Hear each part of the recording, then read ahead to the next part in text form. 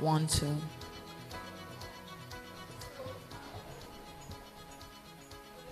This is a microphone check.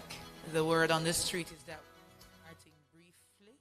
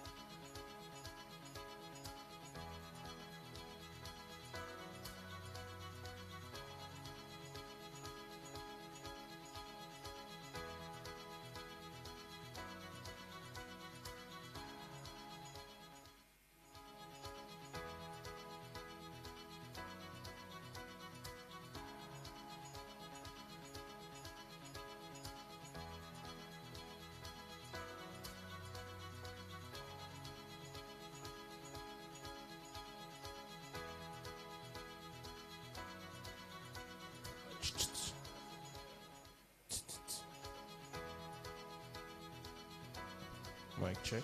1, 2. Mic check. 1, 2. Testing for sound. Testing for quality. Mic check. 1, 2. Mic check. 1, 2. Yeah.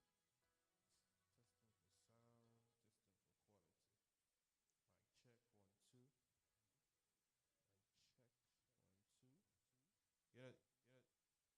That.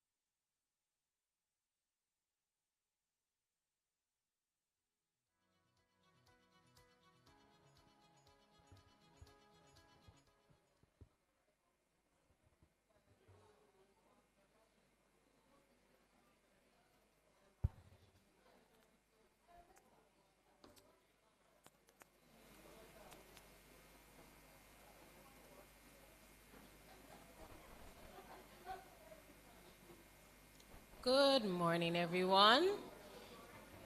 Good morning. I know everyone is happy to see their colleagues that they haven't seen in a very long time, but we are about to start. You can tell a friend we are streaming live on JIS's Facebook and YouTube, as well as the ministry's Facebook page, which is the Ministry of Culture, Gender, Entertainment, and Sport.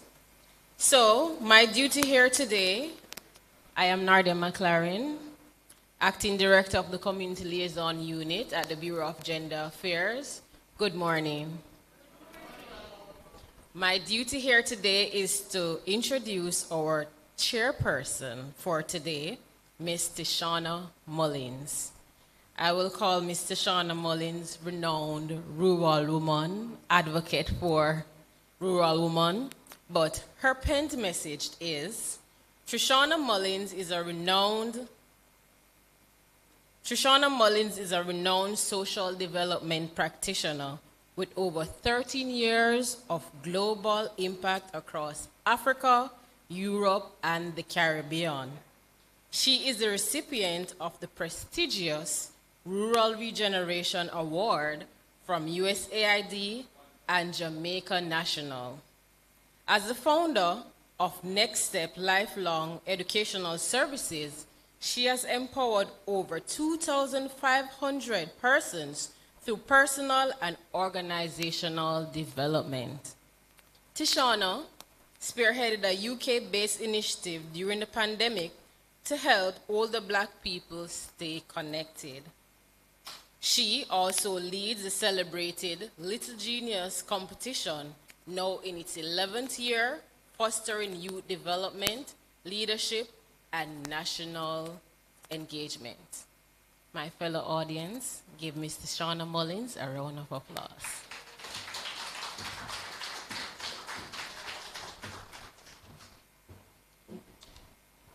Thank you very much, Ms. McLaren.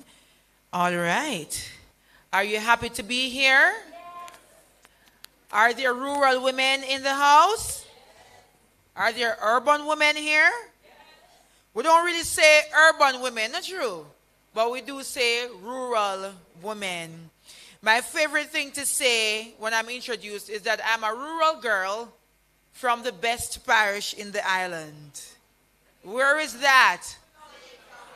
Say it again. I agree with all of you. I'm from St. Thomas, though. All right, so we are going to invite the presence of God to begin, and prayer will be done by Miss Marsha Edwards, Sexual Harassment Investigation Officer at the Bureau of Gender Affairs, Ministry of Culture, Gender, Entertainment, and Sport. And we'll be saying that a lot today.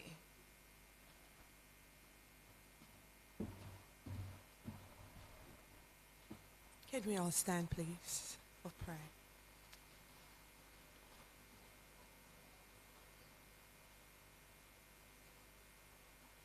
Let us pray. The earth is the Lord, and the fullness thereof, the world and they that dwell therein. Our Father, we thank you this morning for your loving kindness and your tender mercies. We thank you that we can celebrate one another, women to be exact today. Oh God, doing the soil of the earth. Oh God, rearing so many things. Oh God, fruits, foods, herbs of the land that we can eat. Oh God, and be healthy. Oh God, we multiply, replenish the earth. We just want to thank you for all the women who participating and is still participating. We thank you today that, Lord, you have blessed us with many, many blessings, lands, seas, water, wood, Though sometimes the things may be scarce, but you never left us. You provide and you promise us that you will never leave us nor forsake us. So we thank you and we pray a blessing on this launch. We pray a blessing on the moderator, everyone that participates today. We thank you and we honor you and we give you the praise. For thine is the kingdom, the power and the glory forever. In Jesus' name, amen. We will remain standing for the national anthem.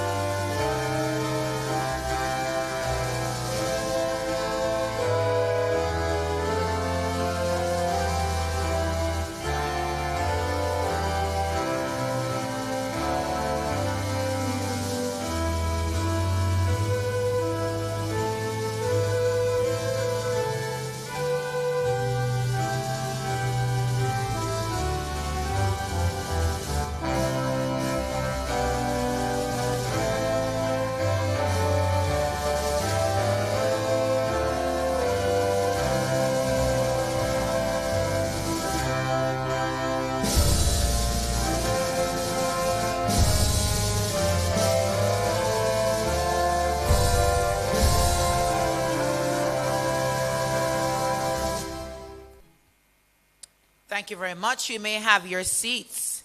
Now, since 2008, October 15th has been celebrated as what? Yes, we're in the right room. International Day of Rural Women.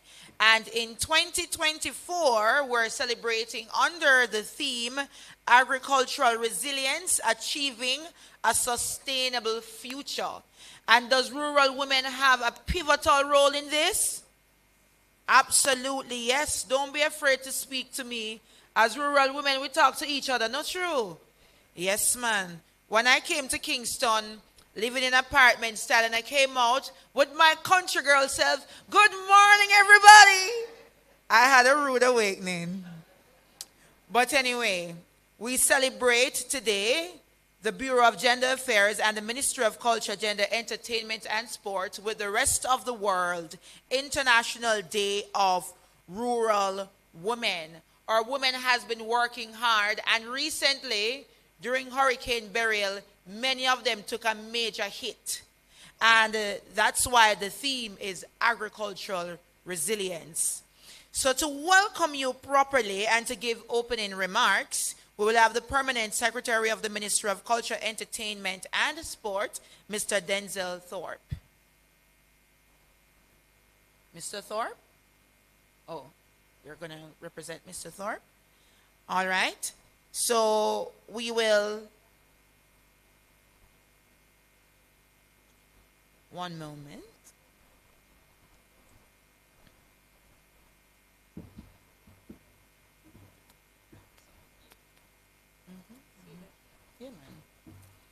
All right. So representing Mr. Thorpe, we will have Ms. Avery Allen March. She's the Acting Principal Director of Gender Affairs here at the Ministry of Culture, Gender, Entertainment and Sport. Today, she's acting for Mrs. Sharon Coburn Robinson, who is unavoidably absent. Ms. Avery.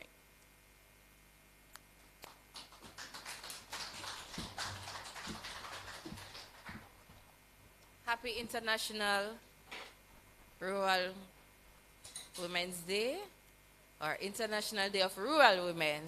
Let me stand corrected. I probably got a little nervous because I heard Miss Mullings speak about the fact that St. Thomas is the best parish. And if my PS would allow me, I just want to correct her right now to say St. Elizabeth is the best parish. Do we have... Let's... Great. Yes, so all St. Elizabeth women, yes, please acknowledge that it's the best parish. Okay, Miss Mullings? St. Elizabeth. It is, thank you. Awesome. Good morning, ladies and gentlemen. It's an honor on behalf of the Bureau of Gender Affairs, Ministry of Culture, Gender, Entertainment and Sport to welcome you all to the International Day of Rural Women Media Launch and Farmers Market.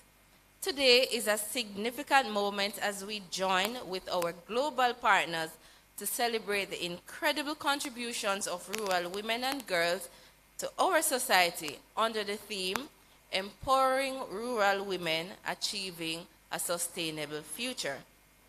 Special welcome to our Permanent Secretary, Mr. Denzil Thorpe, who also represents our Honorable Minister, Olivia Grange, OJ, CD, MP, Minister of Culture, Gender, Entertainment and Sport. To our partners at the United Nations Population Fund and the Jamaica Network of Rural Women Producers, key partners, the media, and staff of the ministry. And if you just allow me to just quickly highlight some of our specially invited guests who are with us today. And of course, I would have mentioned Mr. Thorpe, who is very, very hardworking. And please allow me to ask him to stand, greet the audience, even though he's coming up, please. Thank you, Mr. Thorpe. Mr. Odain Brooks, Monitoring and Evaluation Specialist at, let me hope I'm getting it with a flair, Biggie Project, Development Bank of Jamaica. Mrs. Janet Pullen, Agricultural Environment Specialist, who will speak on impact of rural women in agricultural resilience. We also have Mrs. Elizabeth Talbert from the UNFPA. She's a representative and the SROC director. Thank you. Ms. Tishana Mullings, who is our chairperson. We have the staff of the ministry. We also have persons from representing the women's groups from Jamaica Network of Rural Women Producers, the War Hill Women's Groups, Erie Castle Women's Groups, and the Women's Media Watch. So if you have heard the name of the organization that you represent, please just turn around, give a smile and a wave, because we're all celebrating rural women and girls today. Thank you. And from the men's group, we have representatives from Mogava, which stands for Men of God Against Violence and Abuse. Thank you, Mr. Jason Downer. We also have representatives from Yard Empire and Yard Vibes rather, and Yard Empire. So there's a difference. Yard, Y-A-A-D, yes, so we have to pronounce it that way. And of course, Yard Empire, we also have representatives there as well. And from schools such as Trenchtown Polytechnic College and girls from Homestead Place of Safety, other rural women and girls, friends from the media and other partners, and other specially invited guests. I just want to take this opportunity to acknowledge you and thank you for coming. We are appreciative of our partners who have been committed over the years to working together to support our women and girls through solid alliances and a common awareness of the necessity of empowering our women and girls and putting programs in place to address the issues they face. I'd like to extend my heartfelt gratitude to our distinguished guests and most importantly, our rural women farmers who, through their commercial agricultural practices, are important engines of growth, poverty reduction, and economic development. Today, the farmers who are participating in the FarmHers market downstairs is a clear indication of the resilience and the dedication of female farmers who have traveled from rural Jamaica to put foods on our tables. They play a very important role in ensuring that our bread baskets are never empty. Today, we thank them for the indomitable role that they play in the country's food transformation, food security, promoting sustainable agriculture, and ensuring Jamaica's resilience and livelihood. Given the passage of Hurricane Beryl, many of our local farmers, including some of the female farmers who are present today, were affected. Given this reality, The ministry chose the local theme for this year, Empowering Rural Women Achieving a Sustainable Future. This theme aims to highlight the role that rural women and girls play in advancing a sustainable future through climate-smart and innovative agricultural practices, their resilience, and how they overcome challenges towards achieving a sustainable future. A sustainable future is key for families, communities, and a nation to thrive, to grow, and to take care of itself to have a better future. Empowering rural women is key to achieving both gender equality, reducing gender inequities, and achieving our sustainable development goals. Furthermore, empowering rural women not only benefits the environment, but also helps in alleviating poverty and improving overall community well-being. Despite the important role that rural women and girls play in advancing food securities, sustainability, and economic development, rural women and girls experience many challenges. Some of these challenges are limited access to resources, education, high rates of gender-based violence, and unequal opportunities. Today, we put forward a call to action. Let us focus on empowerment, developing policies and strategies that foster sustainable development, improved access, and livelihoods in an environment where rural women and girls can thrive and lead a life free from violence and harm. Achieving a sustainable future requires innovative practices, collaboration, and a commitment to supporting our rural women and girls. Today, we will delve into strategies and discussions aimed to enhance resilience, sustainable farming techniques, and increased knowledge. Throughout the day, you'll have the opportunity to engage with our local farmers on the first floor, discover local products, and learn about the initiatives that are transforming rural livelihoods. Our media launch will also spotlight inspiring stories of rural women who are on their way to overcoming challenges posed by Hurricane Beryl. Let us leave here today inspired to support the women who are working tirelessly in rural communities. Together, we can advocate for equitable access to resources, education, and opportunities that empower women and contribute to a sustainable future for all.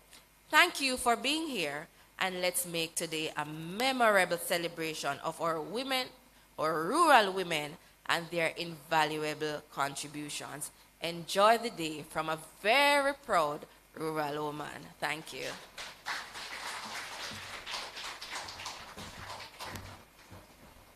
Whether you're from rural St. Andrew or St. Thomas or the Breadbasket Parish, we celebrate all rural women. A round of applause once more for a warm welcome from Mrs. Avery Allen March.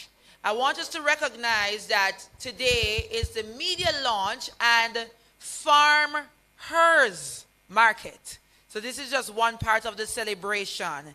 So when you hear FarmHers, it's not bad grammar. We're really saying FarmHers. Yes, can I get an F? Boy, this audience. Can I get an A? An R? An M? What comes next? And then? And then? And then? What does that spell? Very good. Clap yourselves. What would this celebration be without music? So now we're going to have a song of medley by Remarkable Arts. Yes.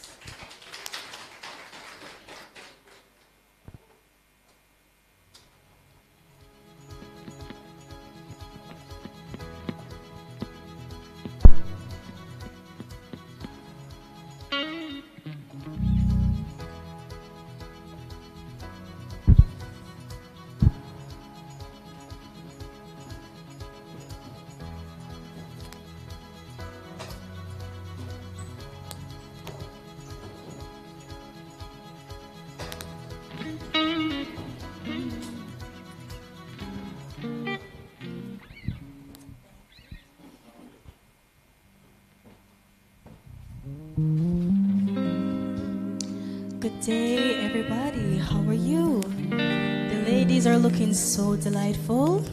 You know, we're here representing remarkable arts, and we're here for your entertainment. So sit back, relax, and enjoy some good old-fashioned music. And I would like you to sing along with me if you know the song. All right?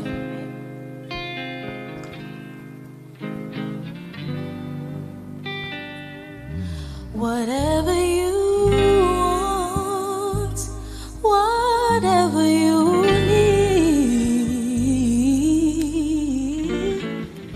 anything you want done, baby, I'll do it naturally, 'cause I'm every woman. It's all in me.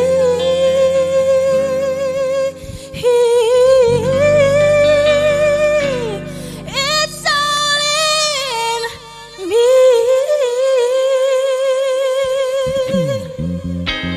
All right, I would like you to rock in your seats. Come on. Yeah, rock out the little sleep. You know, it's that early morning and still tired. I want you to snap your fingers with me too. You know? I'm every woman. It's all in me. Anything you want done, baby, I do it naturally. Wanna sound nice, eh? Yeah. I'm every woman. It's all in me. I can read your thoughts right now. Everyone from A to Z. Yeah. I can cast a spell, something you can't tell. Make a special groove, put fire inside of you. Anytime you feel danger or fear, then instantly I will appear. 'Cause I'm every woman. It's all in me. Anything you want done, baby, I do it naturally. Hey. I can sense your need like rain onto the sea. I could need your mind, I'm confusing in your mind. And every time with that good old-fashioned love, I've got it, I've got it, I've got it, I've got it, I've got it, baby. I'm every woman, it's all in me. Anything you want done, baby, I do it naturally. Is shy look on me? Not good. Hey, what's it now? I'm bragging, 'cause you are the one. Don't ask me, it shall be done. Don't bother to compare. I've got it. I'm every woman. I'm every woman. I'm every woman. I'm every woman. I'm every woman. I'm every woman. I'm every woman. I'm every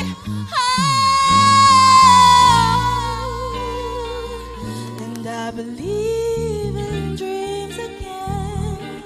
I believe that love will never end. 'Cause like the rain will find the sea, I was lost. Now I am free. 'Cause I believe in you and me. Oh, who knows what miracles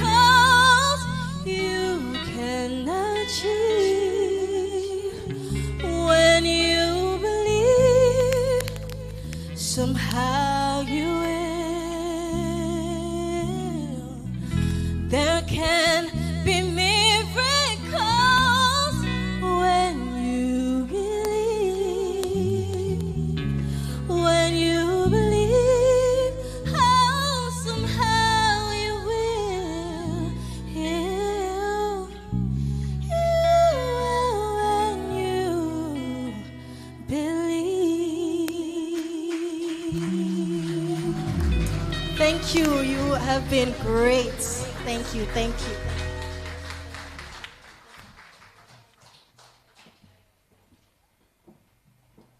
The way how the choir was doing the oh, oh, oh in the I'm Every Woman part of the song. I can sing on certain days, but I don't think I woke up on that side this morning. But anyway, the woman, we can't do without the men. You agree?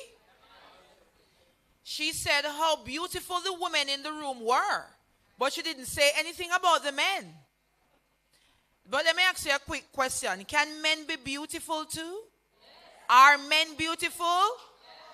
What do you say, men? Beautifully handsome. And so we have a very handsome man that I couldn't wait to have on the stage that I had introduced him earlier. But now we're going to have him for real. So now we're going to have remarks by Permanent Secretary in the Ministry of Culture, Gender, Entertainment and Sports, Mr. Denzil Thorpe. Clap as if he's your vote for most handsome men in the room. The men stopped clapping.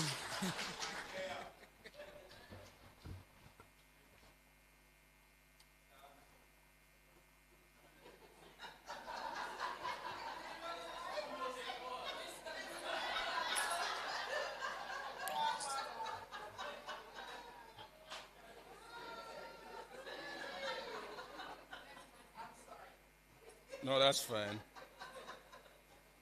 Good morning.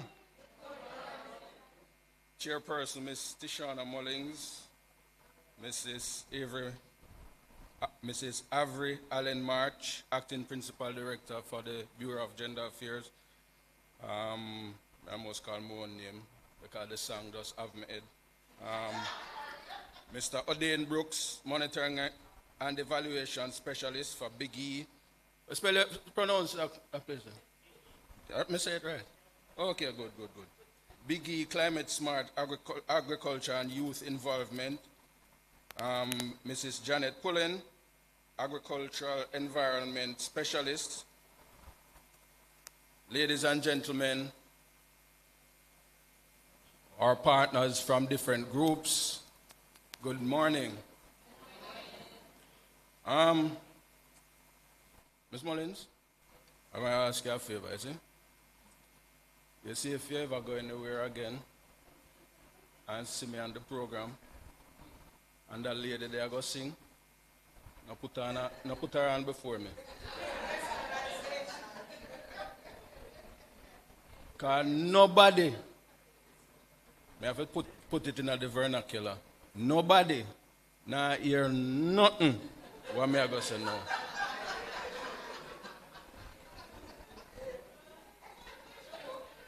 Me just sit down there and say, I wonder if it makes sense. Me go up there. That was lovely, wasn't it? Yes. All the two men them with the guitar beside her never even served no purpose. Where them there? Them gone? Wasn't that lovely? Put your hands together for her again.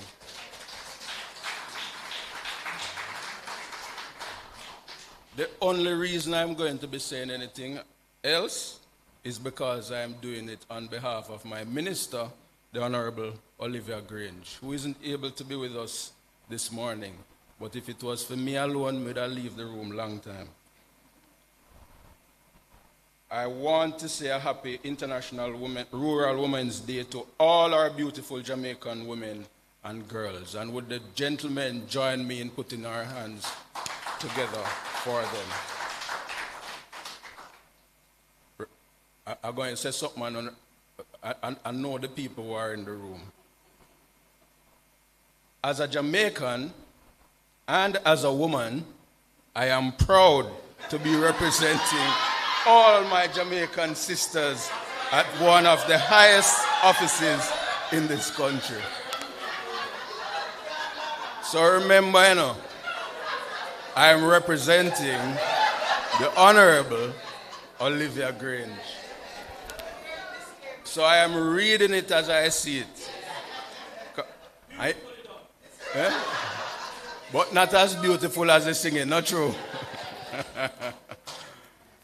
Your everyday passion, innovation, dedication, and drive as exceptional nation builders motivates me to continue serving the women and girls in Jamaica.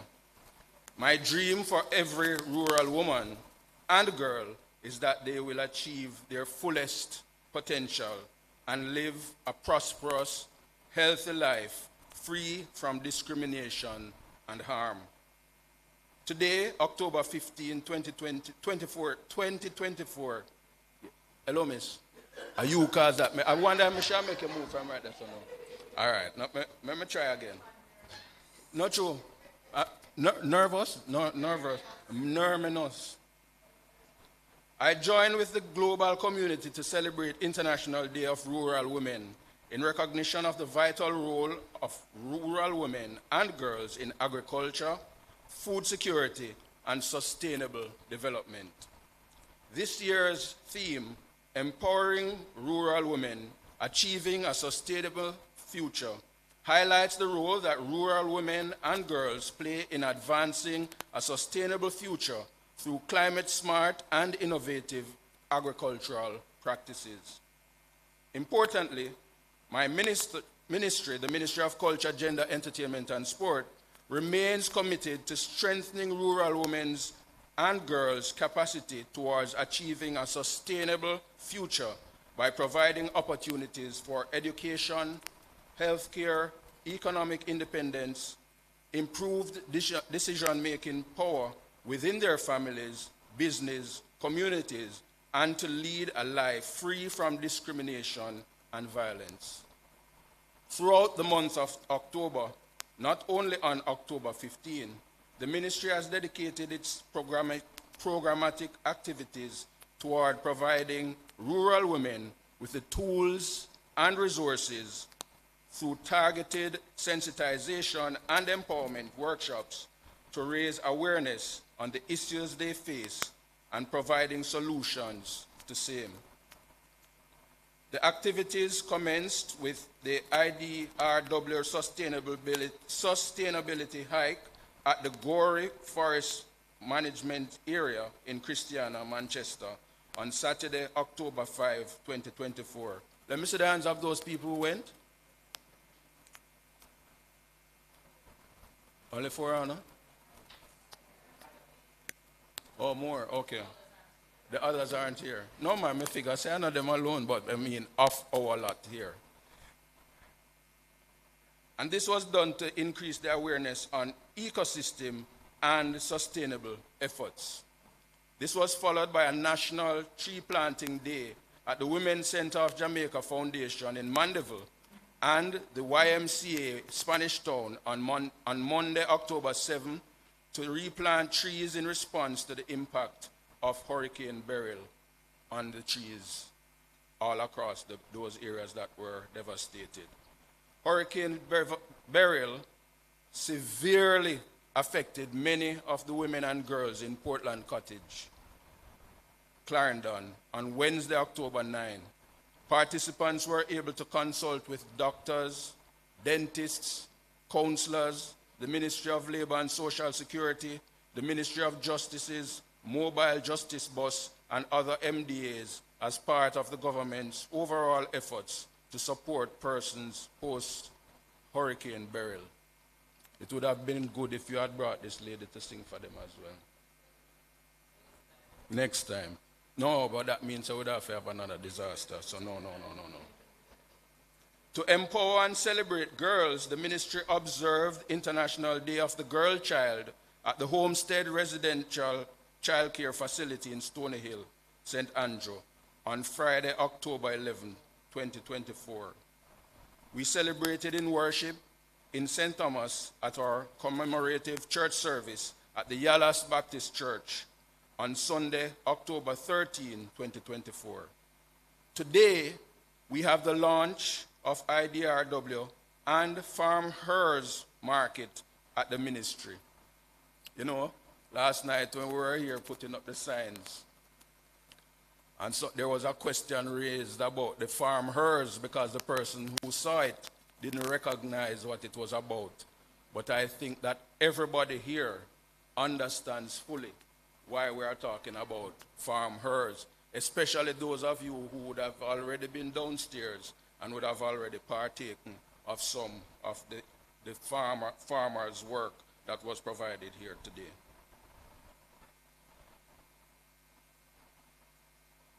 In rural areas around the world, women play a crucial role in the development and sustenance of their country. During and after the COVID-19 pandemic, rural women and girls ensured that our bread baskets were never empty. The resilience of rural women and girls is the backbone of many industries, contributing to agriculture, livestock, farming, handcrafts, and other sectors. Additionally, as part of the suite of activities, we will also host a youth forum titled Rural Girls Rock. You know what that means? Who say yes? Nobody no answer no. Come me don't tell you no, ask you no what it mean. Come me no know. Don't tell me no what it mean. Rural Women Rock. But so much people say yes, then no. And one person answer. All right, yeah, take the same thing. All right, no problem. And this was held at the College of Agriculture, Science and Education on Wednesday, October 16, 2024. A financial literacy workshop on Wednesday, October 23 at the Ocherius Baptist Church, and also Women's Empowerment Forum at Sean Lavery Faith Hall in Savannah, Lamar on October 25, which will be our banner event. I know Miss Rob loves the term banner event. Yes. And she always have some big banners put up for true.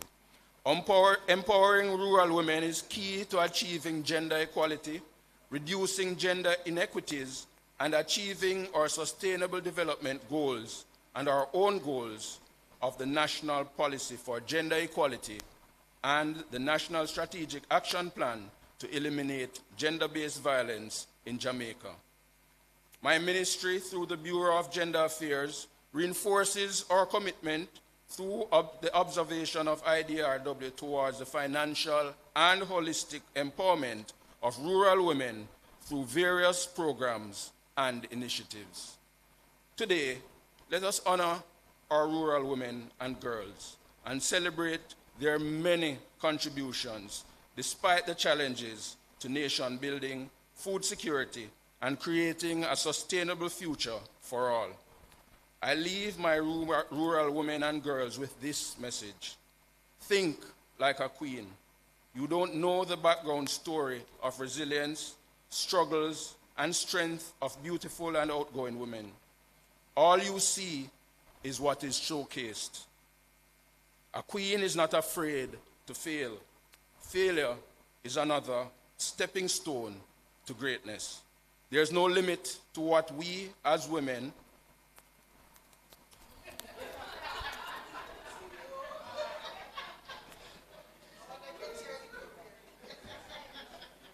I have no problem with that. There is no limit to what we as women can accomplish. Happy International Day of Rural Women. No. I'm not ready for it. So I have two things to say outside of Minister's speech. One, I hear this debate going around about which is the best parish. So it was settled.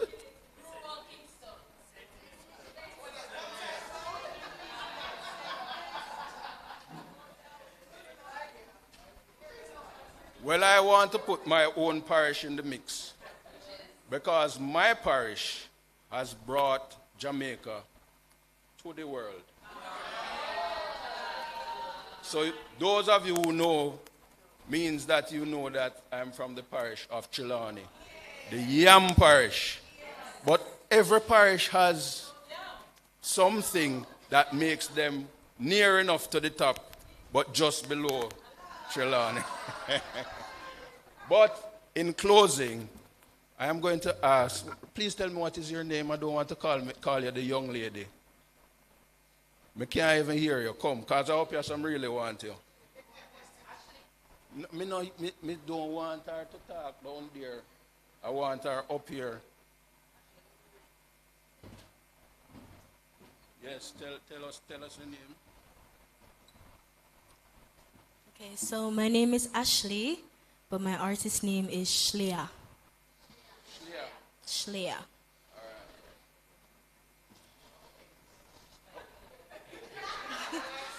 I wanna go. I don't understand. The man them run come. Did anybody hear me call anybody else apart from this young lady here? So why you know so me ask her to sing something else, right? So that's why you come. Come. So you sing a song now just for me. Let me hear why you got through it.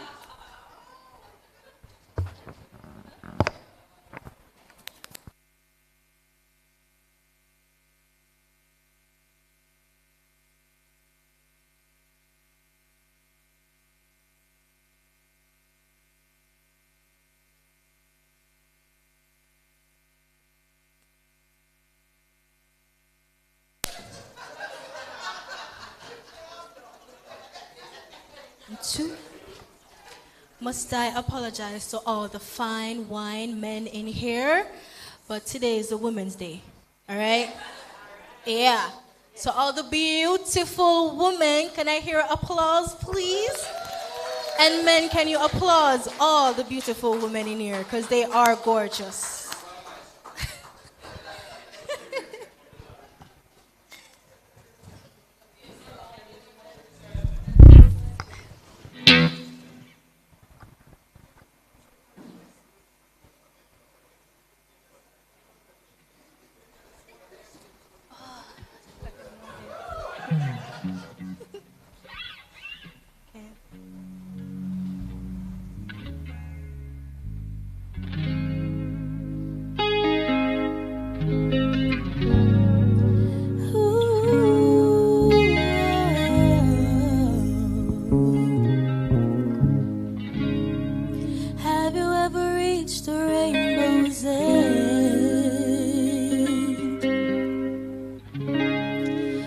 Did you find your pot of gold?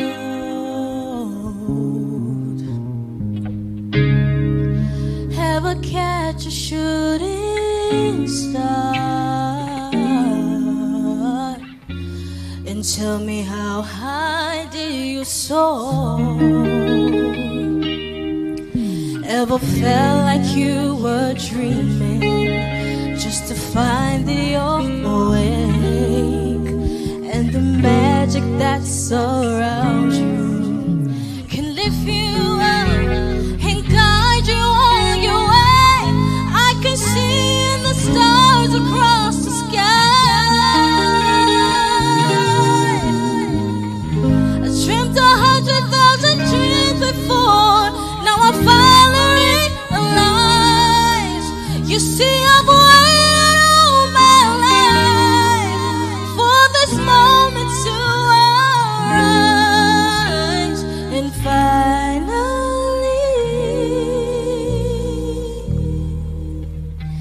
I believe.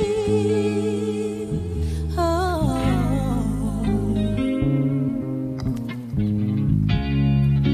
When you look out in the distance, you see it never was that far. Oh yeah, heaven knows your existence and wants you to be everything you are. Oh, there's a time for every soul to fly. It's in the eyes of every child. It's so hard to love that saves the world. And oh, we can never let it go. I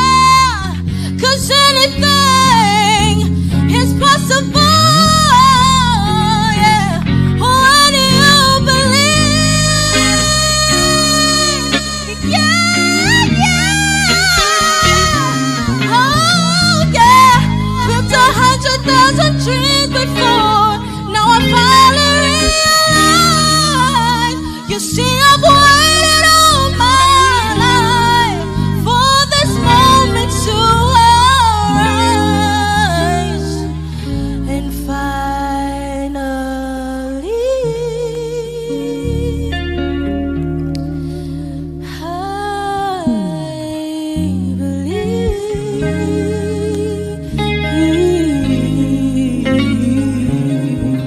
I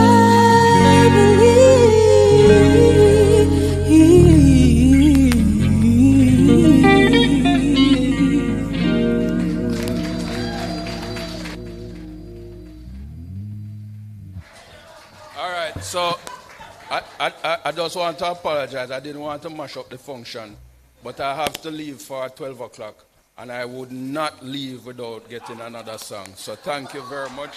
Thank you very much. And I hope you enjoy the rest of today's function. Thank you. Do you want to take over from me? You want to take over? Ladies and gentlemen, that was indeed a part of the actual program.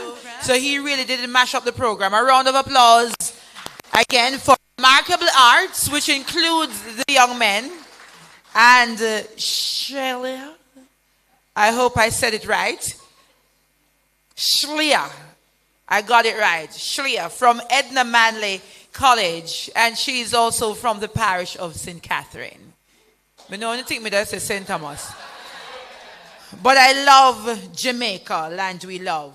By the way, he left the room, but I wanted to tell him that Rural Girls Rock means that we are resilient. If we agree with it, say yes. Yes. We are optimistic. Yes. We are courageous. Yes. And we do jobs like we are FarmHers. Yes. And we are knowledgeable. Yes, yes. I'm actually in the profession of spreading knowledge around the world. I'm a professional chatter. I talk for a living. Yes. Rural girls are knowledgeable. This program is so special that we have a guest speaker and we also have a keynote speaker. And whole heap of music, don't it? You're enjoying the launch? And I hope you take your money out of your pocket and enjoy the FarmHers market when you're leaving as well. So we are now going to hear from monitoring and evaluation specialist of the Big E project. I was told that I should say Big E with a flair. Not if him can say it like me. Right, Odin? Me can't trouble you, you know. We are friends from youth leadership days. Now we are big youth. Yes. He's from the Development Bank of Jamaica, and he will be focusing on climate smart agriculture and youth involvement. Let's hear it for our guest speaker, Mr. Odin Brooks.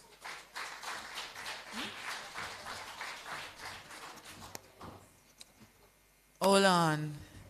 They want to make sure that we highlight the fact that he mainstreams gender in the plans of the Development Bank of Jamaica.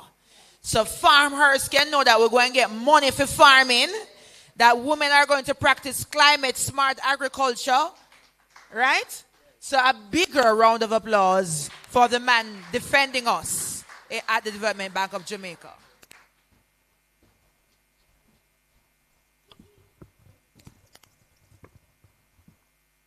Good morning, everyone. I think PS did a number on me there when he invited our immaculate entertainer to re-enter the space, because I think I'm disoriented at this point as well. Excellent performance. Let me acknowledge the PS in his absence, as well as the personnel from the ministry. Thank you all for inviting me and having me here. Let me also acknowledge other specially invited guests, ladies and gentlemen. It is a good day to be having this discussion about empowering rural women achieving a sustainable future. And I come to this discussion as someone who is from the best parish, St. Elizabeth. And I come to the discussion having full understanding of the issues that rural women are confronted with. And I am doing somewhat a dual role today. So I'm the monitoring and evaluation specialist on the Biggie program, essentially boosting innovation, growth, and entrepreneurship ecosystem. And this is a program residing at the Development Bank of Jamaica. And the primary mandate is really to encourage and to cultivate entrepreneurship across the length and breadth of Jamaica. And as an institution, we recognize the invaluable contribution of women. And particularly, we also recognize that structurally, women face certain challenges that hinders them from accessing opportunities or resources that are available, especially in the space of entrepreneurial development. And so at the Biggie, we have continuously re-evaluated, continuously to change our program requirements so to ensure that it is gender inclusive and that it is gender responsive. And so what we have observed over time is that women, like men, have equal entrepreneurial abilities, but women often are faced with certain structural barriers which are often not of their own making.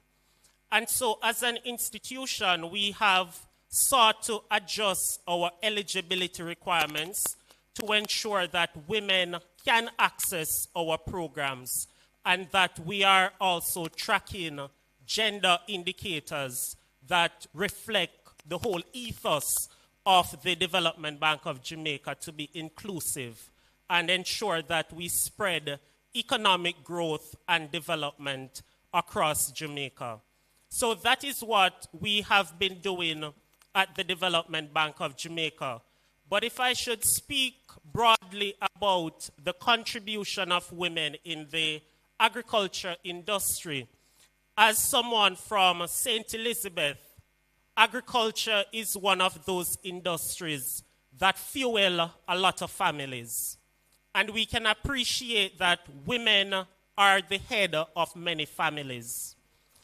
But one of the challenges that we must recognize is that whilst women are key stakeholders and players in the agricultural sector, there are challenges that undermines their own efforts at tapping into opportunities available for their own development and for their own ability to scale their agricultural production. So it is customary that we start off with acknowledging what we are doing right, and then we transition into the challenges.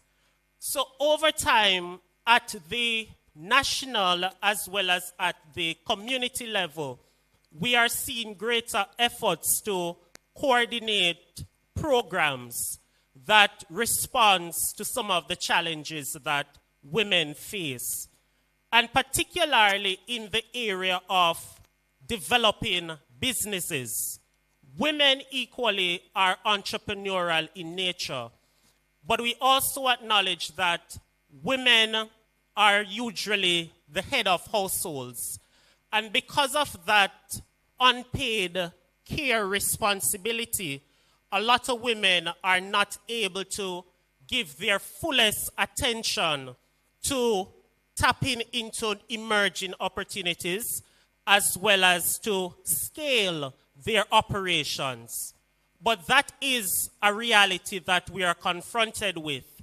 And if I should reference a recent study from CAPRI, Caribbean Policy Research Institute, it highlighted the fact that approximately 15,000 individuals within the labor force, they are willing and they're able to work, but they are not actively seeking a job because of unpaid care responsibility.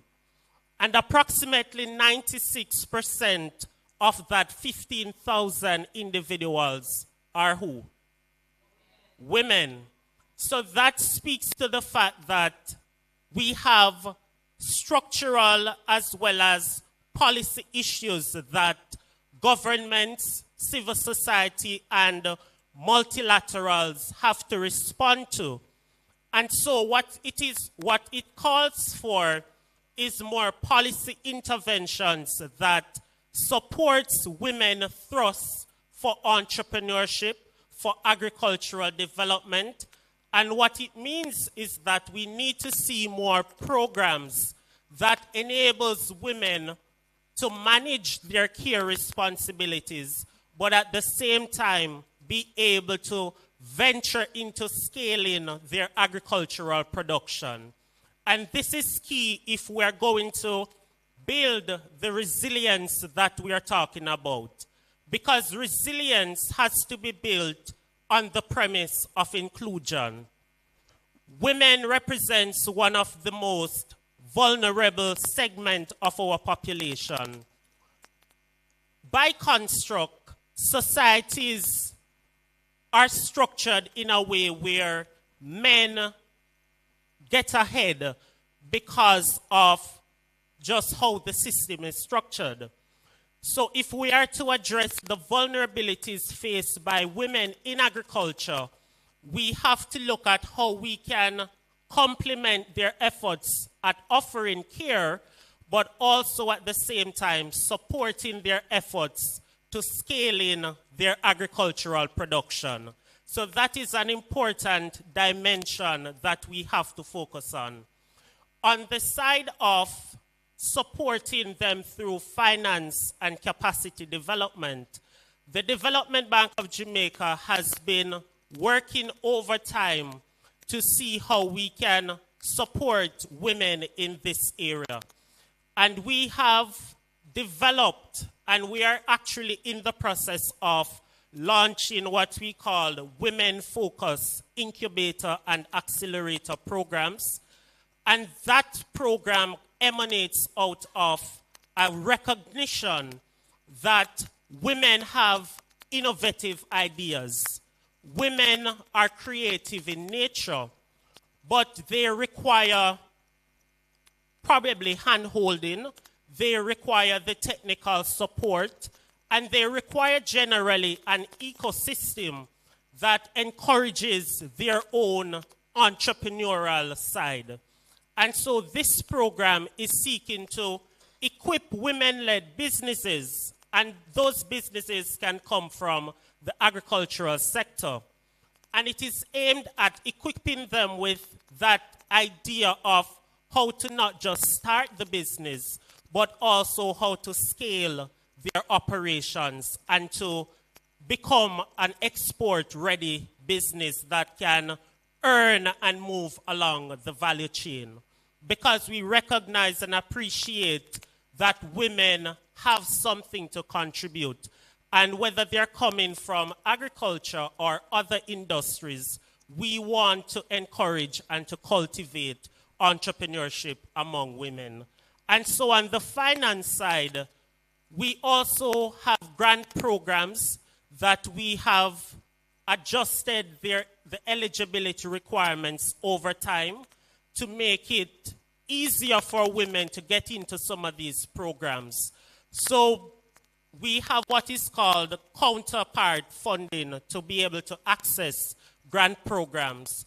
We have reduced the threshold for women so they're able to access grants, they're able to drive their own production and their own capacity development in entrepreneurship and in business.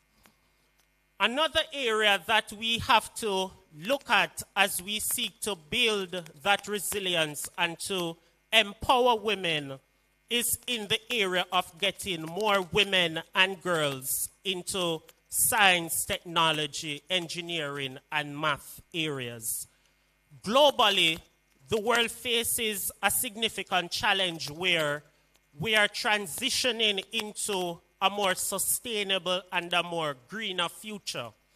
But one of the challenges that it is noted is that women are not a significant portion of the labor force that are in those green jobs.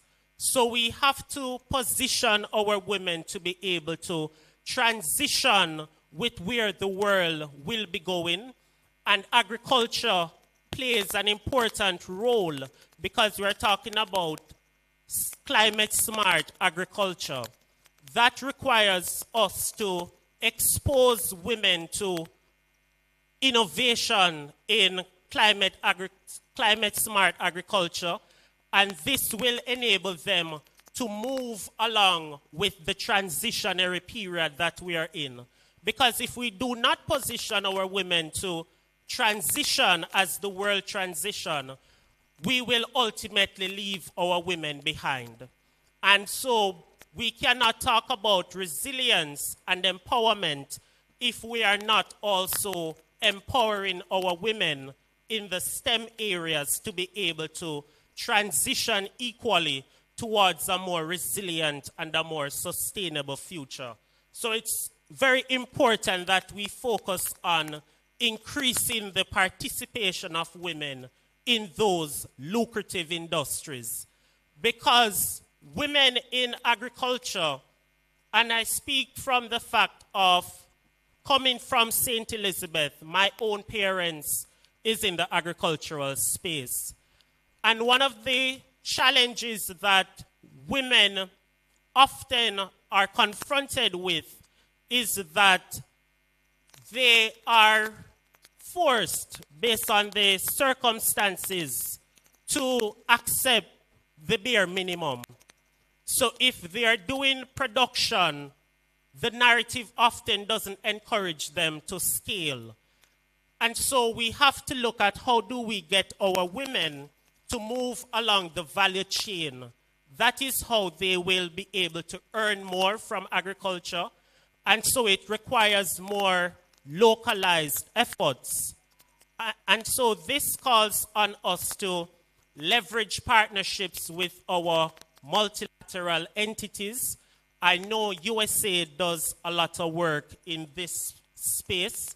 And so it's critical that we leverage those strategic partnerships as governments and as individuals within strategic positions to leverage those opportunities so that we can bring opportunities to women to be able to unlock greater value chain development in their agricultural production.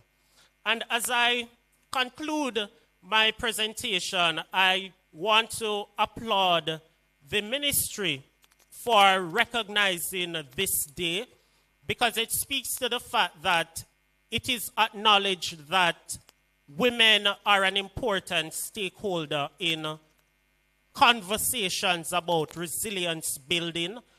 But out of that recognition, we hope to see policy actions, we hope to see programmatic interventions that helps women to be able to tap into their God-given talents and opportunities. And I believe that if we are able to address fundamentally the challenge of financing, the challenge of unpaid care work that women have to be dedicated towards, and if we're also able to get more young ladies into areas of science, technology, engineering, if we can get those three things correct, we will put women on the upward trajectory.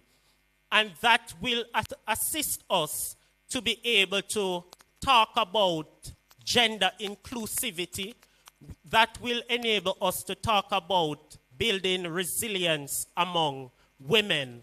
But it is important that we start with conversations to recognize that fundamentally we are not where we ought to be. But after the conversation, we should mobilize communities to bring the necessary support systems to women right across Jamaica. So I reiterate my full support and applaud to the ministry for having this day. And I am confident that going forward, we will redouble our efforts to be able to provide women with the strategic support that they require, because ultimately we are building a Jamaica where all citizens, male and female, can cultivate a journey that capitalizes on their God-given talents, whilst we eradicate the structural issues that dampens their ability. So thank you again, everyone, and I look forward to activities emanating out of this media launch, but more so at a national and a community level.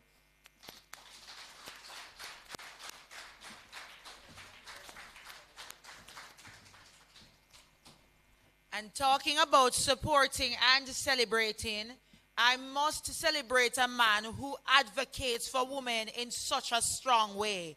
A round of applause again for him.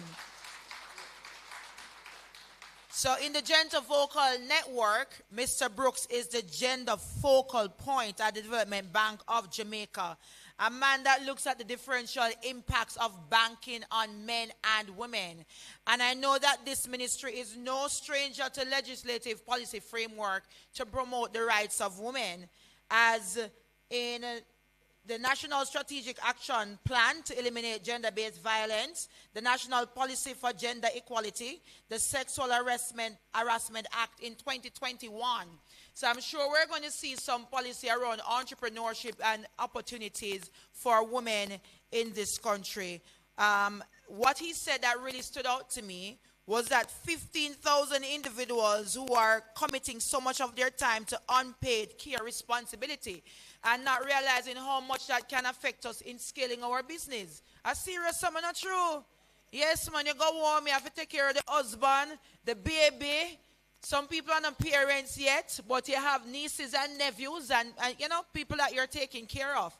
And it does affect our ability to execute in terms of scaling our businesses. So we're glad when we have people like Mr. Brooks advocating for us in these spaces to make sure we build our capacity. A round of applause one more time.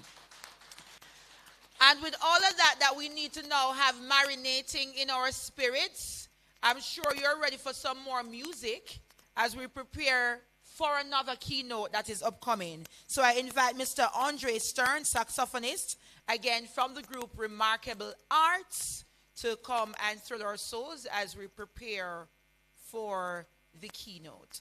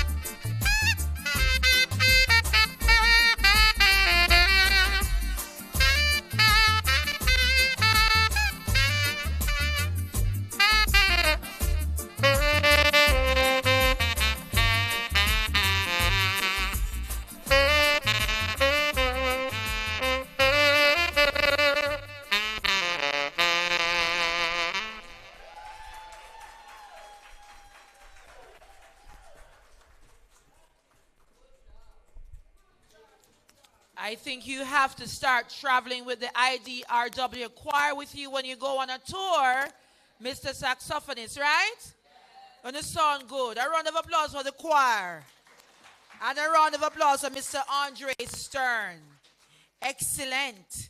Now, back in 2014, when I won the National Farm Queen competition, I met a beautiful woman. And today, she's going to be presenting on impact of rural women in agricultural resilience, achieving a sustainable future in Jamaica.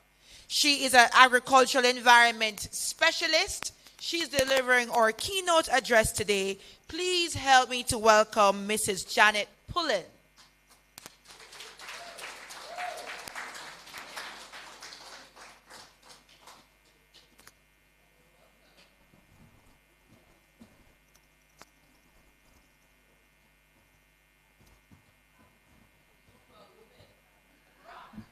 Yeah, we do.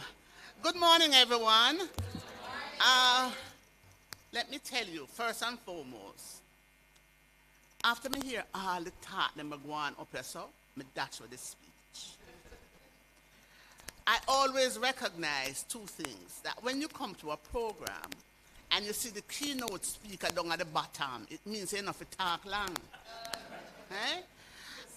It also means that you have heard the others, and then you're able to manipulate, manage, and try to go around what them say. Because most time them say what you did come to say, So you now going to have to find a way of embracing and enhancing some of what was said.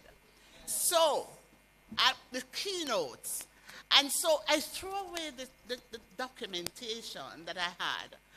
And just to say that I will go based on my 42 years of experience in the field. And so, as an educator, I don't want you to feel like I'm chatting down to you. No. But in this keynote, I want us to communicate. So I'm going to talk to you and you're going to talk back to me. Agreed? Okay. So I am not going to tell you that I'm a rural girl by heart. What do I mean by that? I mean, thank you. I mean that me really born under the clock. But there was always this inherent feeling that me never belong under the clock. So my mother, who is from St. James, always insisted that as holiday come, you go a country. And then when you go a country, my mother was an only child. And then my mom has only two of us. So when we go a country, grandpa and grandma, mama and papa, love it to death.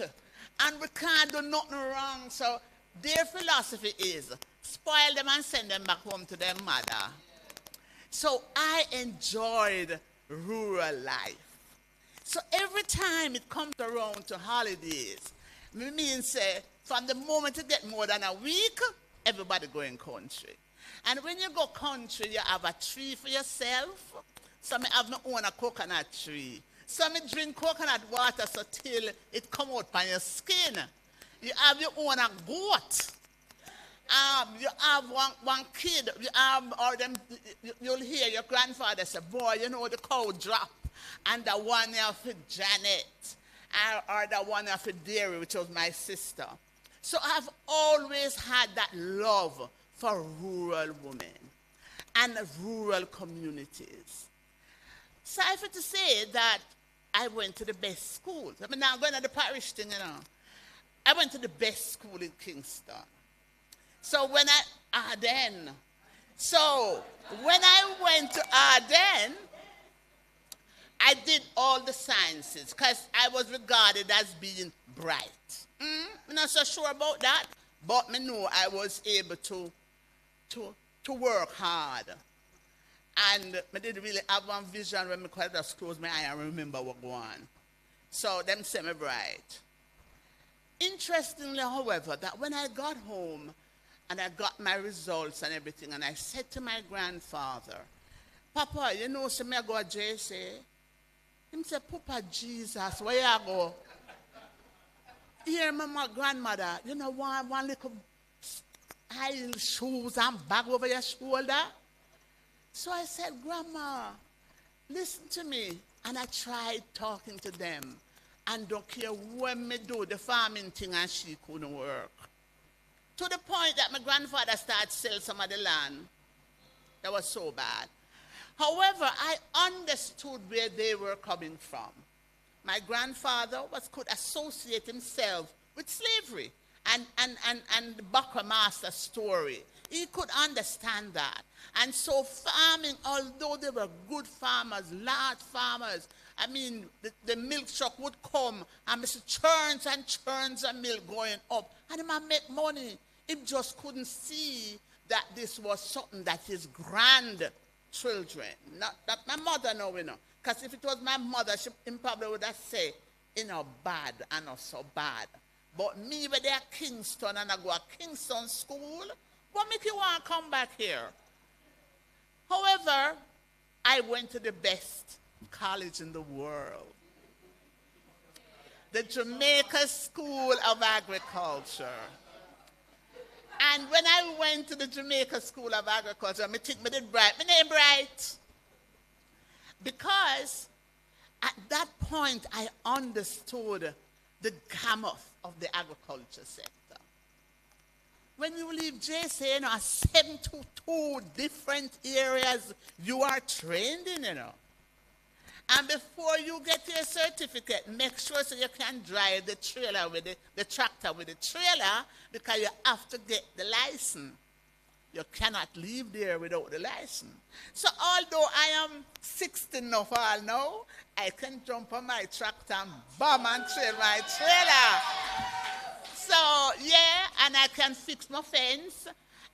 Can build if I want to build, apart from the fact that I majored in livestock and worked in the agronomy division almost all my life. Now, today, I sat there and we're talking about rural women. And when we talk about rural women, some people have some ideas what a rural woman is. Huh?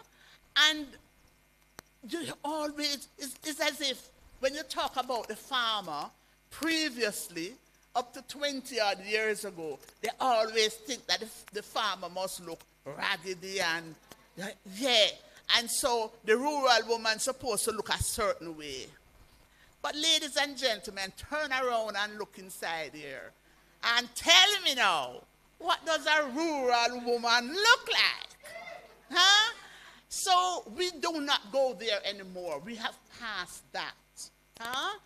And so we say that the rural woman, in terms of how she contributes and the impact she has on the sustainability and the future of the agriculture sector, because of her resilience and how she's able to navigate, plays such a significant, unrecognizable support to the sector.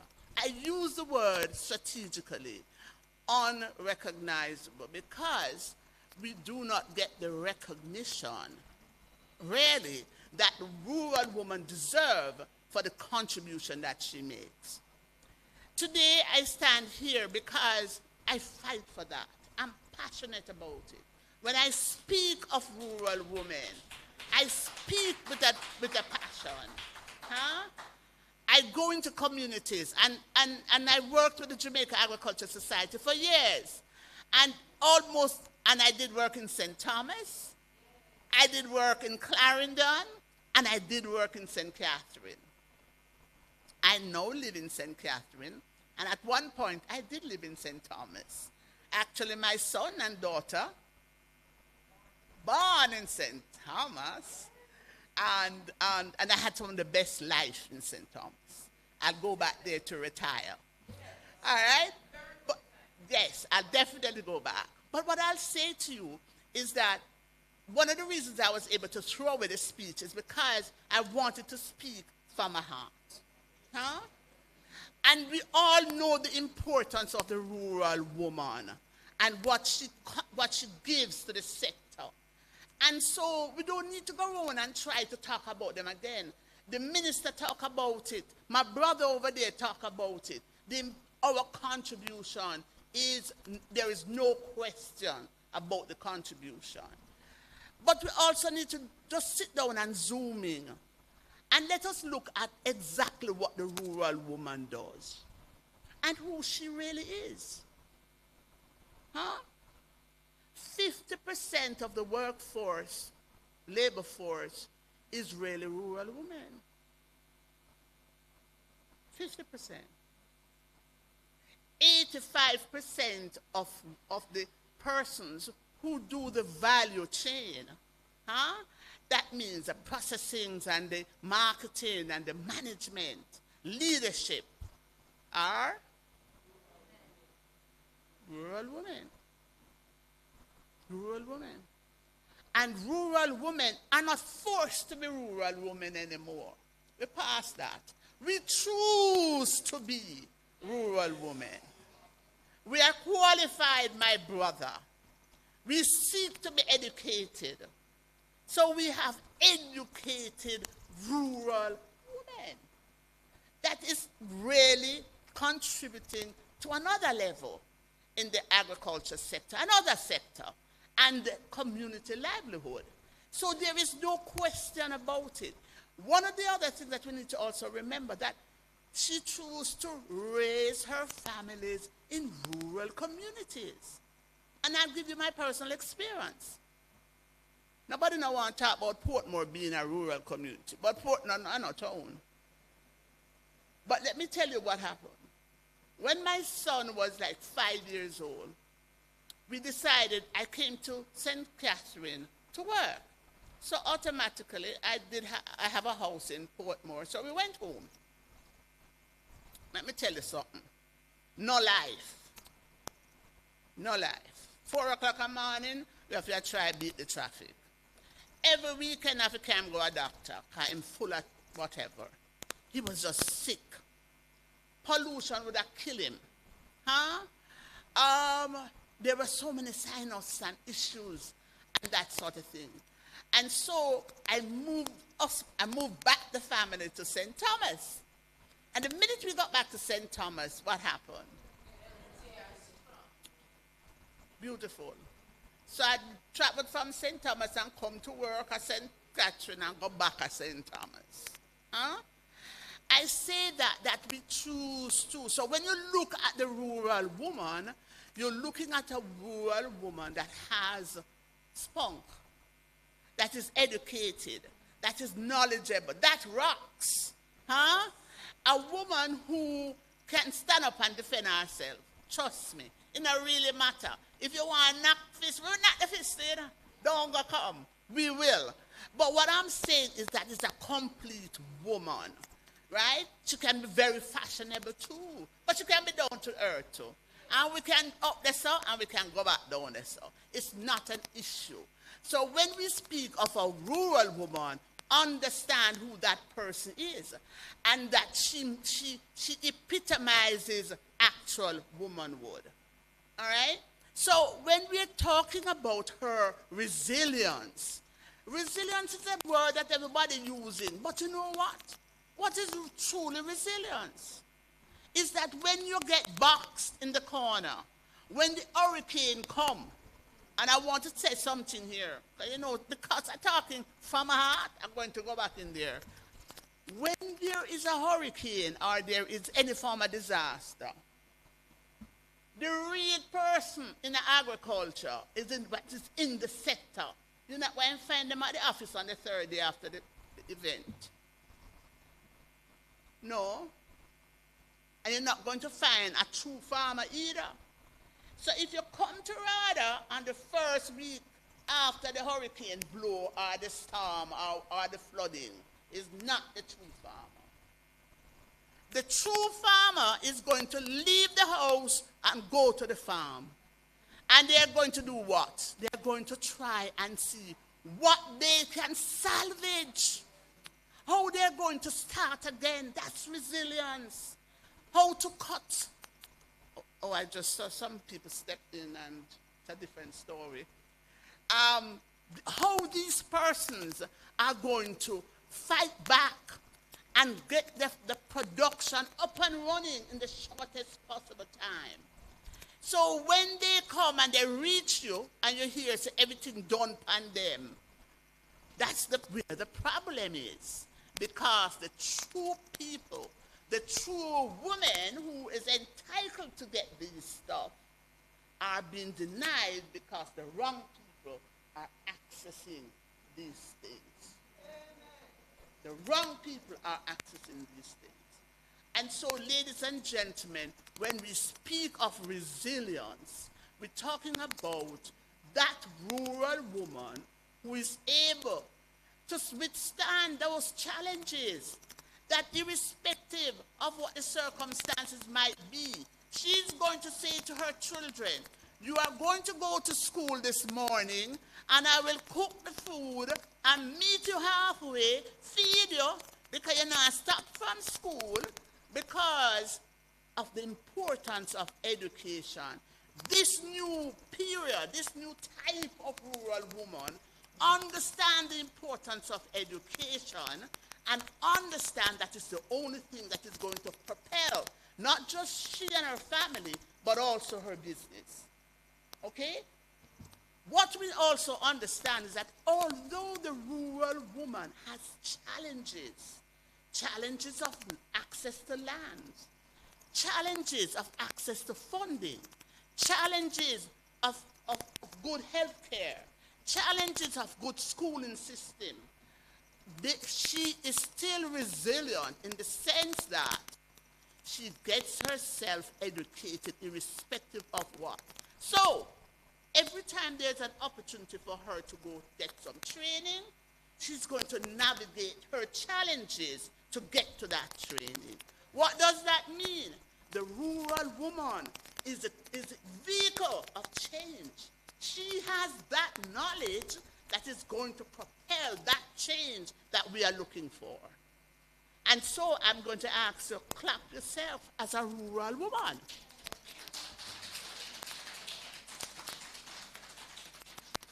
The rural woman don't sit down and ponder. She don't sit down and ponder. And a true rural woman a beg neither. They don't beg. They're full of it. All when their mouth lip white, them not beg. And I'll tell you this. I talk because of experience. I remembered years ago, and it sits with me up to today. I went to Chapelton in Clarendon, and we had a meeting up there. And ladies and gentlemen, in the midst of that meeting, I saw a young lady came there. She was like about 23. She was clean. You looked at her clothes, she was clean. But it was old clothes. You know what I mean? Very well ironed, everything. And she asked some of the most unique questions. So I said to my secretary, you know that girl? She said, no. But when we broke to go and have lunch, I recognized that she never hit the lunch line. But me noticed, and me and you come from, we know, if the mouth lip white, it indicates what? You're hungry, man. And when the food line, you know, she should go in at the line. So I said to my assistant, I said, go get 2 food come. And I called her. And I said, come sit down and talk to me. Where you come from? You know, because one thing my sister, as a rightly said, rural woman really chat enough. So I called her and I said, come sit with me, talk to me. And she told me her life, went to high school, have subject, can't go to college, want to go to college, everything. The long and short of it is, when I gave her the food, she ate half of it, and I noticed she scraped the other half. So when I saw that she did that, I looked at my thing and I said, get the next one. And I gave her. When I finished the day, she was still there. So I said to her, what's up? She said, Miss, you know, I really want some help. So I said, to do what? She said, I want to go back to school. I said, okay. And I gave her my number and I called. Long and short is, today, she's a wonderful mother. And although she had many challenges, today she too is playing her part in accelerating and pushing her family to ensure that she self-actualizes.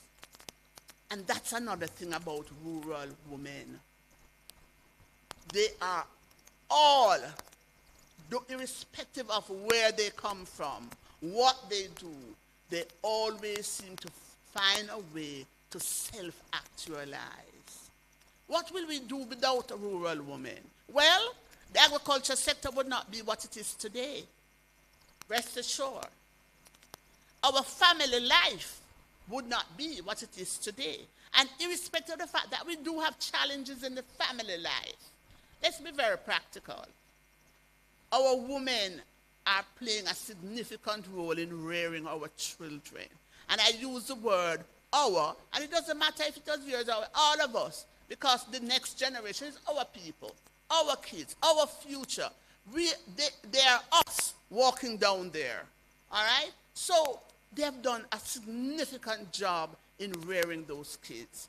Not only that, when you look at the agricultural landscape and their contribution. So let us understand that the rural woman is key to the development and sustainability of the agriculture sector and the future of tomorrow, and generation for generation to come. But finally, because remember now, they're at the back of the list, so I'm not to talk for long. We must invest in our rural women. We must invest. And let me tell you something, it's not a hype hopeless at all. Research has proven to us over and over, when we empower our rural women, three main things happen. We sure their food sustainability. That's one. Two, poverty reduction. And finally, the next one that is most important is the fact that the environment and climate is in good hands. The environment is in good hands. Why? Because the rural woman is the resource, is a reservoir of knowledge. She knows the land, she knows the culture, she knows the crops, she knows the culture, she knows the climate, she knows the environment, she knows everything. So guess what? Empower her by investing in her. If you invest in her, you're investing in your future and for generations to come. Thank you.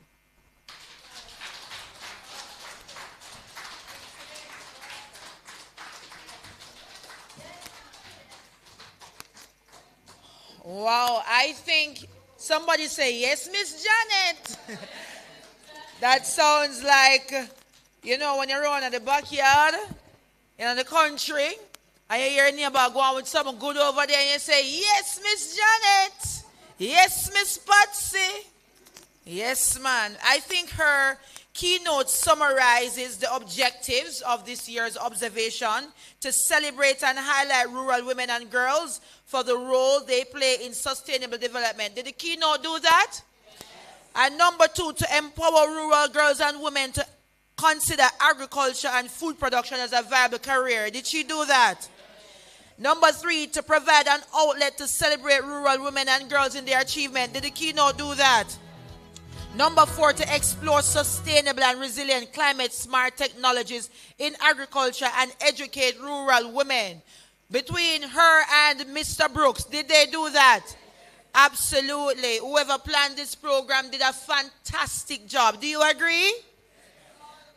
Always, she says. Always. Rural women make up more than a quarter of the world's population. Did you know that? Yes, and 43% of the agricultural labor force. So says the Food and Agricultural Organization. Big things are going on in Jamaica, don't it?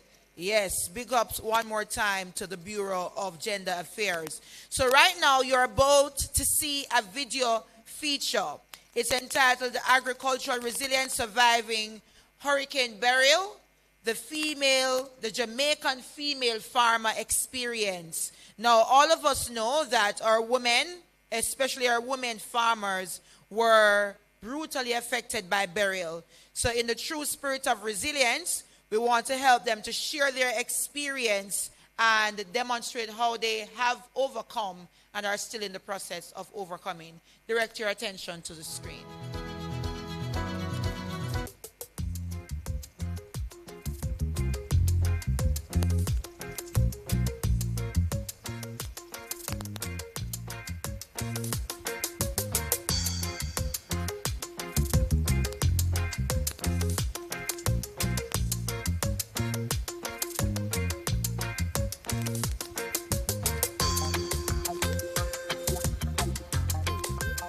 It is said that women account for 32% of Jamaica's registered farmers, working in areas like veterinary medicine, animal husbandry, beekeeping, fisheries, and more.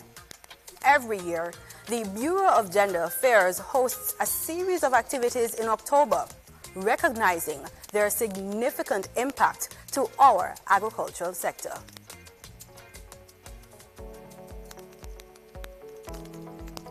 I grew up finding my parents farming, and I always help them, so it's just my thing. I just love farming. I plant, I spray, I weed out and you harvest. And I grass the land, I harvest, I do everything.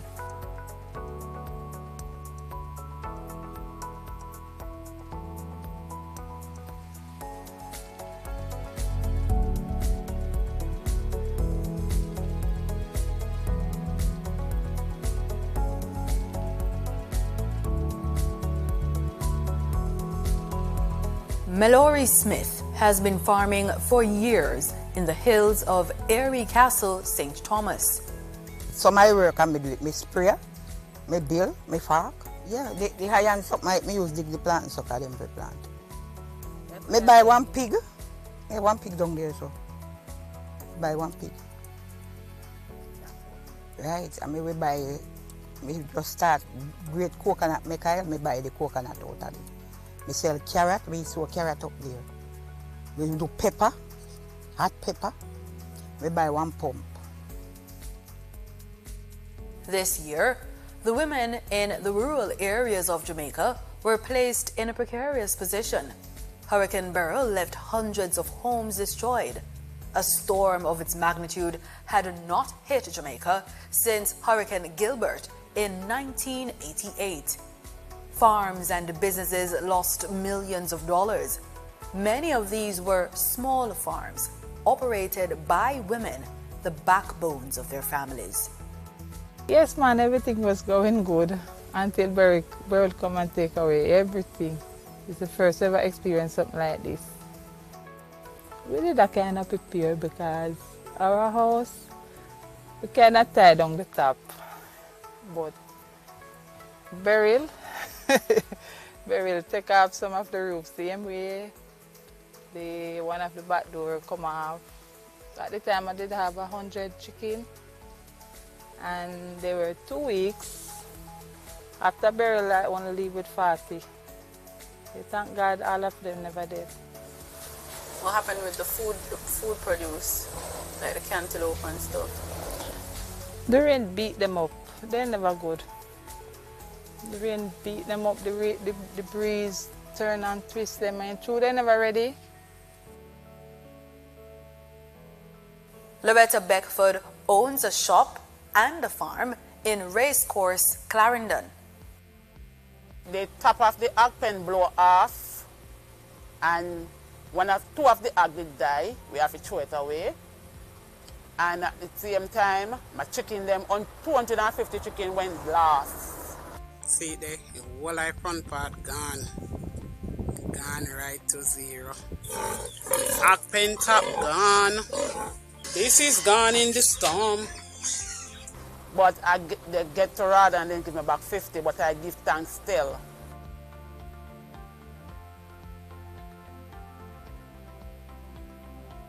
In Erie Castle, St. Thomas, the Bureau of Gender Affairs had been working with a group of women farmers. They assist me in several, coordinate with RADA as several different training for the group. Because not just me personally, but Erie Castle have a women group that I am a part of, and we do several marketing training to make silage, all different type of training we access. So we kind of know a little something about the ride. Because between RAD and the Bureau of Gender Affairs, they always coordinate together to that we can access different kind of training right through the year. I have a lot of pepper was selling at the time. Before burial come, you know, all of that destroy. I have a whole lot of shoot plant in my blow down. And I have bananas that was on the ground. I have corn that was near mature state that was gone completely, because you know that after burial it them down, they couldn't come up back. So me did have a little sorrel, but that wasn't bad. Me get that burial never do the sorrel that bad, but for the rest of stuff, everything go except for the sweet potato and the sorrel.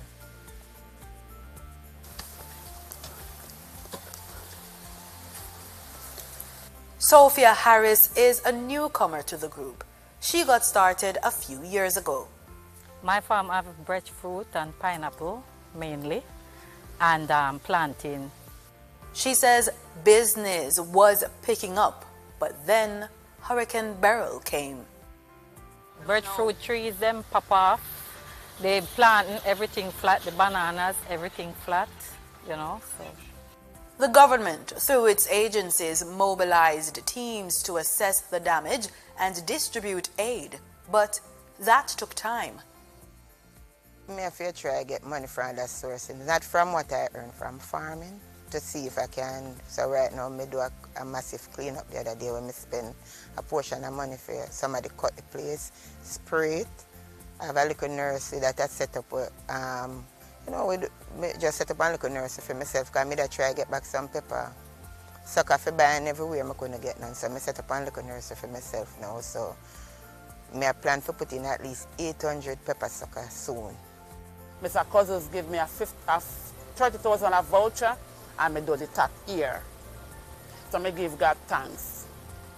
With damaged homes and, in some cases, damaged or destroyed farms, some would have given up, but not these women, these mothers, sisters, and daughters. No, can't give up. No matter the fight, we can't give up, because you get a sense of independence from that, and you can live. You can earn, you can sell, you can give away some as well, and you can have for you and your family. It's not that easy when you have the passion about the thing and when you're sure that you can make a money back from the thing, because like you care what you do, you know, you always have to think about how much money I can make from this thing. And if you find that that is something that can turn over something to you in any small way, because even if me go buy one banana down the street, you know how much for one dozen banana now? One dozen banana $300 and $400, right here in the country. I'm not going to give up. No, I want to start back up. I want to start back up by probably next month or by December. I want to get everything together before I actually start. So that ground I spent so much in it and lose all of it, so it's kind of hard to put back together. Farming I take over right now. Farming is the best thing right now. Yeah, I like farming. That is what in my passport, farming. So in case I got the embassy, I don't have any problem farming, and I have my RADA ID. Hurricane Beryl caused $6.5 billion in loss within the agricultural sector. But with the determination of these women and their male counterparts, and the help from local and international groups, the sector is on its way to being restored.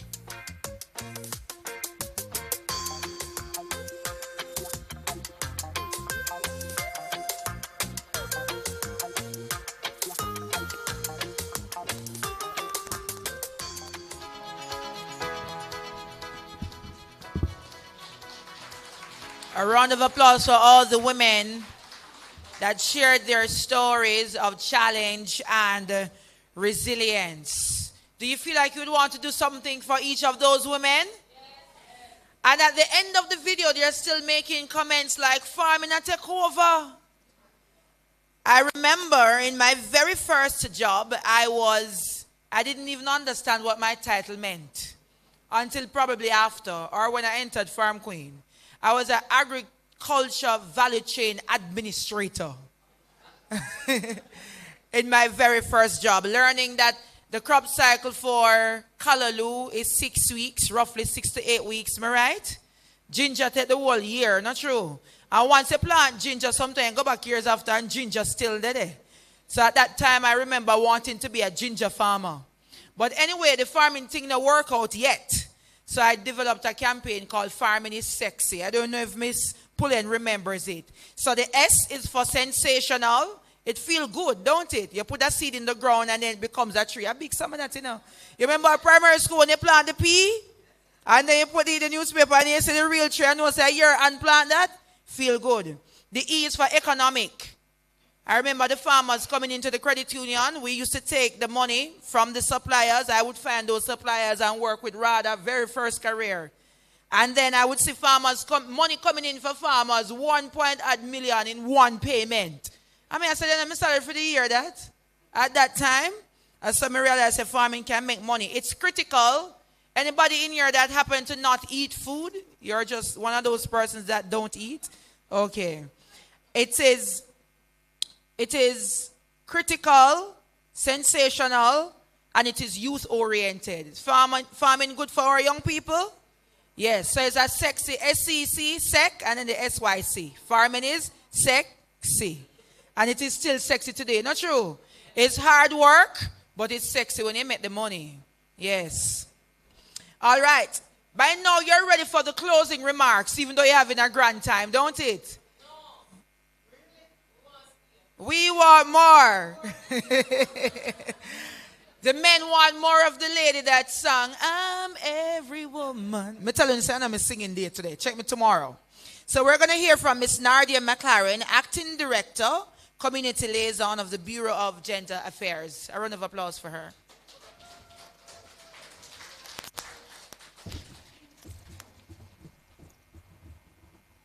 It is with teary eyes that I must close. Who wants to stay? Okay. So, I want to thank everyone on the agenda, from the lady who registered outside to Ms. Tishana Mullins, who just introduced me. Everyone played a very important role in the tapestry of today. I will single out everyone, but I want to give you some gems from what I got from all the presentations today. Rural girls rock. What does rock mean? Who was listening? Nobody was listening? So, yes, rural girls rock means resilient, optimistic, courageous, and knowledgeable. Say with me, rural girls. Rural girls indeed rock. When we listen to the story of Miss Pullen, who born under the clock. I born under the clock too, but I identify as a rural woman. Right. All my parents are from Clarendon, and I will say all of Jamaican parishes are the best parishes because we all bring something special and unique to the table. So it's still one Jamaica. Okay, Avery? Okay. A rural woman is a complete woman, a trailblazer, resilient, innovative, the vehicle of change, the true farmers in the field, saving and salvaging from the remains, finding true resilience. They are the sustainability for the future. This new rural woman is not tacky. She's not dirty. She understands the value of education and gets herself and her children educated irrespective of the challenges. The challenges may be many, but farming are still the thing, right? Farming is still sexy. So, as we leave today, in the words of Mr. Big A, Big E, let us leverage partnerships and bring rural women greater opportunities. Listening to his presentation, I was like, it is so true as it relates to the unpaid care that our rural women, not rural women only, all women face. As we aim to build our businesses with the unique opportunities and talents that were given to us, we have to acknowledge the limitations of unpaid care.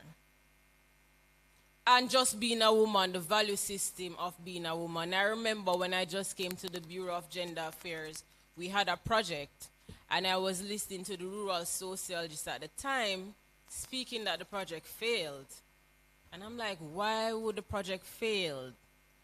She said the value system of the women were not just for themselves. So if you give them the money, they're not thinking about building their businesses. They're thinking about buying food with the money that we give them. They're thinking about sending children to school with the money that we give them. They're thinking about taking care of other family members from the money that we gave them to build their farms and to sustain their farms. So I was proud when I heard Odain spoke about the new projects of the Development Bank and understanding the gender inequities that exist. And I must say, I'm proud that he's indeed the gender focal point at the Development Bank because he understands looking through a gendered lens and knowing that the differences that exist between men and women are important if we are to have real growth. So today I want to say big up all rural women. You are indeed the vehicle of change. Specifically, I want to thank all the farmers who are here who are in the video. Anyone from the video is here today? Can stand up and show your face.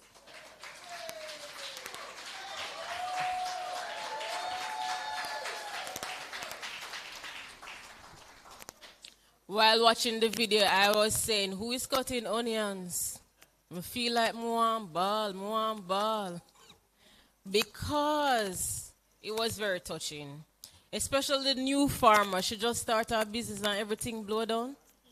And she still said, I will not give up. I will continue.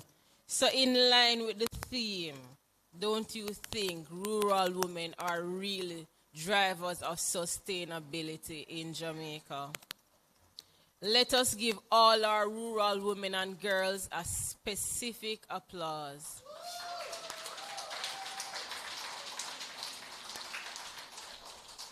We want to tell you thanks for your valuable contribution because without our rural women, I don't know nobody that don't eat. I don't know nobody that don't eat. And even if they don't eat and they take like supplements, those supplements are still from the products that rural women create. So specific commendations as well. She's not in here, but to our rural sociologist, Miss Monique Fitzgerald. Miss Monique Fitzgerald, are you anywhere? She's not in here at the moment, but she is one of the persons that are responsible for always following up with the rural women that the Bureau of Gender Affairs works with. Those trainings that you see the rural women partake in, they are coordinated by Miss Monique Fitzgerald. The value team members of the Bureau of Gender Affairs that helped us to coordinate these activities. Big up yourself. everyone that participated on the agenda. You know, yeah, the formalities. But we just want to tell everyone, thank you. I want to leave with a call to action. Rural women are important. And if we can support our rural women, let us do so with policies, programs, with love from our hands and heart. Happy International Rural Day to all our rural women. Thank you.